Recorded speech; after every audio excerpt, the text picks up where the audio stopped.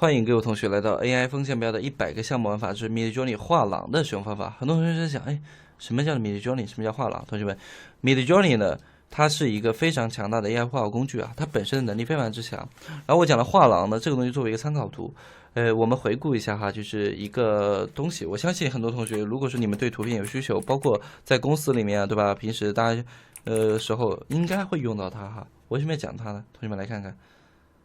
這個東西叫做一些素材設計網站，我覺得 AI 出來的話，這些網站基本上都沒什麼勝任空間了哈。但是如果說不懂的人，肯定還會用。你看，公司單位用素材，對不對？你看沒有？這裡面有很多，對吧？春年會啊、邀請啊、蛇年素材啊這些。我之前其實在做設計行業的時候呢，很多人會拿現有的模板去改一改哈，打他們公司的 logo 去做海報，會非常之快哈。但是這裡面呢會存在一個很致命的點，就是它的素材是比較老舊的，它裡面也会有一些 AI 的素材，但其實呢，首先你用了可能會跟別人進行重疊，因為你們共用的都是一個素材網站，对吧？但是呢，你会发现有的时候，哪怕你去用一些版权的时候，我们就問大家一個問題，同學們。就像這些圖片，你敢放心的去使用嗎？你去使用這些圖片的時候，它會被侵權的。雖然說這個網站它就是說你可以去使用，你開它的會員，但其實並不一定是這樣的，對不對？你看它的什麼很複雜哈。所以呢，我們在刨除掉這麼多很複雜的東西的時候，我來給大家去介紹一個。如果大家平時對於一些素材你們比較難找的時候呢，大家可以去看一下 Midjourney 畫廊的一個工具使用方法。我這邊給登錄給大家來看哈，就很簡單。這個工具就是 Midjourney 的一個頁面了。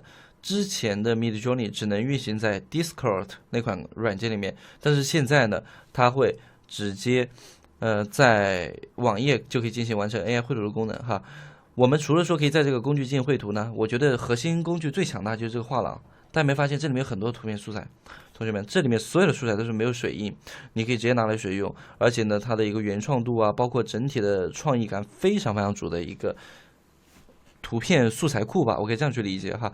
這裡面是無窮無盡的，同學們，你覺得哪個效果好，你可以進行收藏，看到沒有？你可以進行收藏，而且呢，你可以進行搜索，你可以去了解它本身 AI 繪畫的題詞是什麼，對吧？在這塊呢，在畫廊裡面，大家可以學習到非常多的題詞詞。你看，假如說你想去學習一些題詞詞的時候，你不知道怎麼去寫，你可以去找到，對吧？像 Midjourney 畫出來這個題詞的時候，把它放到極夢裡面進行繪畫，因為 Midjourney去開那個會員去畫圖，1個月還是挺貴的。但是畫廊的話比較便宜啊，大家想要去體驗這種畫廊的功能，你們去某寶大概也就10來塊1個月吧。這對於你們說就成千上萬個素材來看，對不對？這整體的細節會非常不錯哈。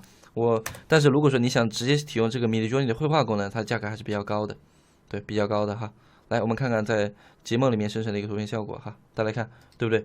只要你會寫題詞詞了，你整體的什麼樣的感覺你都能做出來，對吧？這種爆字的感覺，是不是整體細節非常之高哈？所以呢，我們可以通過這些呢獲取到第一個特點，Midjourney 畫廊可以給你很多優質題詞參考。你看，包括這個牛排的方法，它這裡有非常多的題詞詞，對吧？大家不用管你懂不懂英語，你看懂圖，你知道它怎麼去寫題詞就可以了。因為 Midjourney 還是一個只能看懂英語的軟件哈。你如果輸入中文題詞，它不懂的。它還有一個比較強的特點呢，就是它支持你去用提示詞搜索圖片。我給大家來看一下這個功能是什麼。我們搜一下翻譯，來翻譯一下。比如說很多人主播，我就想去搜一下關於豹子啊、老虎啊類似的圖片，我們就搜索一下，因為我們有一款工具叫做蝸牛 AI 嘛，對不對？我們就搜索一下這個蝸牛哈，對不對？在右上角這個 search SEARCH 功能的時候，我們搜索一下這個蝸牛的英文單詞，你一進回頭你會發現。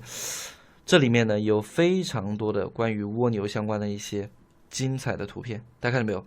一個主題系列，所以我們有的時候在做一些內容創作的時候，是不是就是對一個特點的需求要有很多的？有些同學做老虎的，或者是你在春節的時候，你就想要那新年的一些屬性，是不是？你要有紅色的中國紅的屬性，龍的屬性，對不對？你看我們搜索一個龍哈，對吧？我們搜索 dragon， 你看關於龍的一些素材非常之多，對不對？而且這是關於我們想要去做 Midjourney 畫廊素材你去搜索的一個點，他們還支持一個點什麼？同學們，假如說大家想要一種特定的風格，比如說我們對於這種龍的一個專注的肖像你比較喜歡，你可以點擊它這個 Search Image， 它出來的就根据以圖搜圖，它出來的系列都是根據這個圖的風格去做延伸的，同學們，對不對？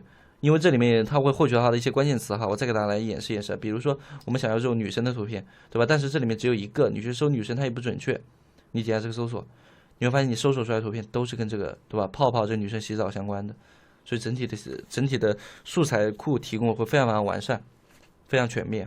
這就是這個工具的核心使用方法。Midjourney 的畫廊，而且你這邊所有的圖片你拿去做二次創作使用，你不用擔心你會侵權。這裡所有的圖片都是 AI 生成的，你可以直接去使用，好吧？做素材庫這個東西非常強大哈。尤其我本人很多時候在直播間進行演示的時候，我如果沒有一些好用的素材，我都會到這裡進行找，說明它的素材質量非常之高，連我都在用，是不是？那關於這個工具的使用方法就講到這裡了，大家下一期視頻再見，拜拜。